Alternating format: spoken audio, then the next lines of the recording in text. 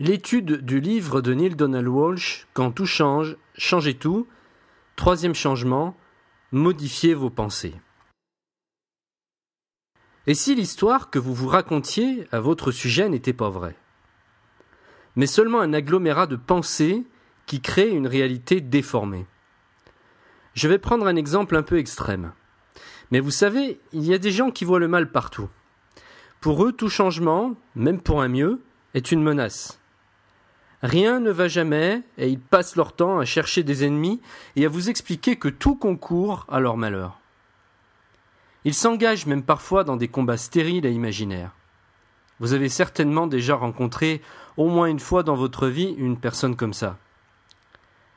En fait, ils ne font rien d'autre que vivre de façon exacerbée le processus que je vais vous expliquer ici. Ils déforment la réalité par le prisme de leur mental.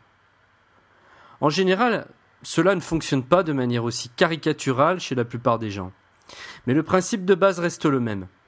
Nous construisons une réalité déformée qui n'a pas de lien direct avec la réalité observée et encore moins avec la réalité ultime. Neale Donald Walsch introduit cette notion et appelle cela la trine-réalité.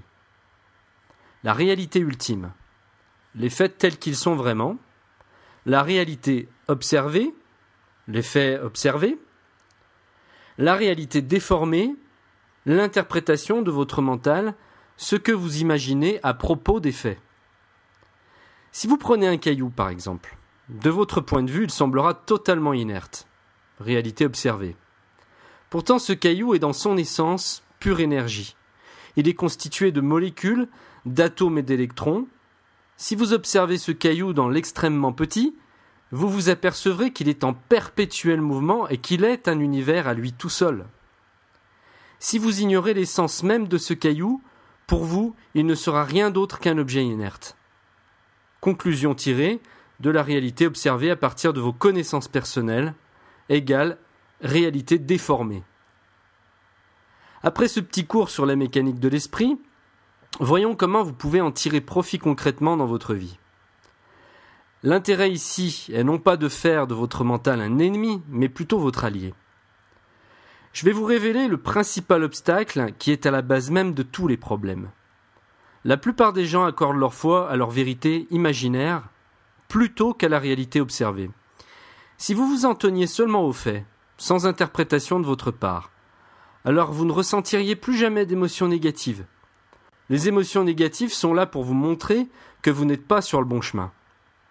Une émotion désagréable n'est pas faite pour vous punir, mais pour vous indiquer que vous n'êtes pas aligné avec votre être intérieur. Puisque toute émotion découle de vos pensées, le tout est de réaligner vos pensées par rapport à ce que vous souhaitez dans votre vie. En gros, n'imaginez pas le pire si vous souhaitez attirer le meilleur. Vous admettrez qu'il n'est pas très logique de s'enfermer dans des scénarios catastrophes et d'espérer ensuite attirer les plus belles choses dans votre vie. Votre perspective tout entière en sera affectée et vous donnera sur le plan concret de terribles résultats. Ça n'est pas de la magie, mais de la logique.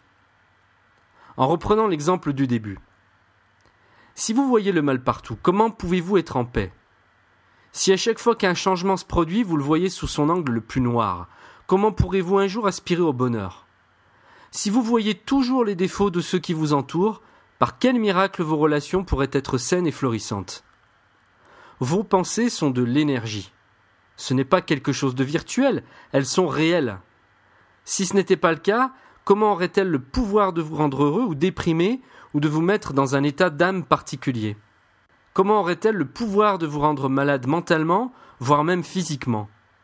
Christian Godefroy disait, dans le chapitre numéro 8 des Secrets de l'attraction, « Vous disposez d'un réel pouvoir sur votre état de santé. » Une simple idée entretenue jour après jour peut vous conduire au cauchemar, tout comme elle peut vous conduire au bonheur. Une simple nouvelle, bonne ou mauvaise, vraie ou fausse, peut avoir un impact incroyable sur votre être tout entier du moment que vous y croyez. Vous pouvez donc dès maintenant choisir d'orienter vos pensées, abandonner cette illusion qu'elles dépendent de causes extérieures. Elles n'ont en fait aucun lien avec. Cela peut vous paraître comme une lourde tâche au début, mais c'est totalement possible avec de l'entraînement. Vos pensées donnent naissance à vos émotions.